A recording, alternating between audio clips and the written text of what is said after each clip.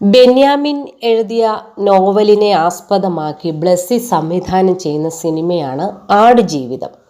April 10 തിയേറ്ററിൽ എത്തുന്ന ചിത്രത്തിൽ പൃഥ്വിരാജാണ് പ്രധാന കഥാപാത്രത്തെ അവതരിപ്പിക്കുന്നത്. 2017 ആരംഭിച്ച സിനിമയുടെ ഷൂട്ടിംഗ് 2023 അവസാനിച്ചത്. ചിത്രത്തിനായി പൃഥ്വിരാജ് നടത്തിയ മേക്ക് ഓവർ അമ്പരപ്പിക്കുന്നതായിരുന്നു. ആടുജീവിതത്തിനു വേണ്ടി പൃഥ്വിരാജ് ഭാരം കുറച്ചതിനെക്കുറിച്ച് സംസാരിക്കുകയാണ് താരത്തിന്റെ അമ്മയും നടിയുമായ മല്ലിക സുകുമാരൻ.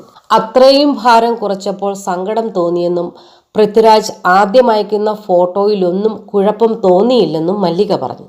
എന്നാൽ പിന്നെ നോക്കുമ്പോൾ മെലിഞ്ഞത് മനസ്സിലായെന്നും പൃഥ്വിരാജ് താൻ വിഷമിക്കേണ്ടെന്ന് കരുതി തന്നോടൊന്നും പറയരുതെന്ന് മറ്റുള്ളവരോട് പറഞ്ഞിരുന്നെന്നും മല്ലിക കൂട്ടിച്ചേർത്തു. കൗമുദി മൂവീസിന് നൽകിയ അഭിമുഖത്തിൽ സംസാരിക്കുകയായിരുന്നു മല്ലിക. പൃഥ്വിരാജിന്റെ ആടുജീവിതം ഏപ്രിൽ 10 ഇറങ്ങുകയാണ്. എനിക്ക് സങ്കടം തോന്നിയത് എന്നോട് പറയാതെ പോകുന്ന വഴിക്ക് 19 കിലോ കുറച്ചു. വെയിറ്റ് കുറച്ചിട്ട് അവിടെ പോയി അഭിനയിച്ചു എന്ന് മാത്രമല്ല, അയക്കുന്ന ഫോട്ടോയിൽ ഷർട്ടൊക്കെ ഇട്ട് വലിയ കുഴപ്പമൊന്നുമില്ല. പിന്നെ നോക്കുമ്പോൾ ഒരുമാതിരി മെലിഞ്ഞിരിക്കുന്നു.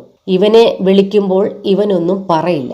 വേറെ ഉള്ളവരോടൊക്കെ ആ ഫോട്ടോ അമ്മയെ കാണിക്കല്ലേ, അമ്മയ്ക്ക് സങ്കടം വരും എന്നൊക്കെ പറഞ്ഞിട്ടുണ്ട്.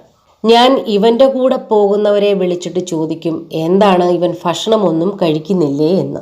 അവരോടും പറഞ്ഞു വെച്ചിട്ടുണ്ട്, ഞാൻ വിളിച്ചാൽ പറയരുതേ എന്ന്.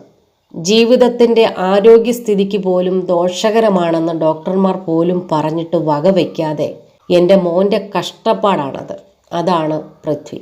അവൻ ആ പടത്തിനു വേണ്ടി എന്തും ചെയ്യും, മല്ലിക സുകുമാരൻ പറഞ്ഞു.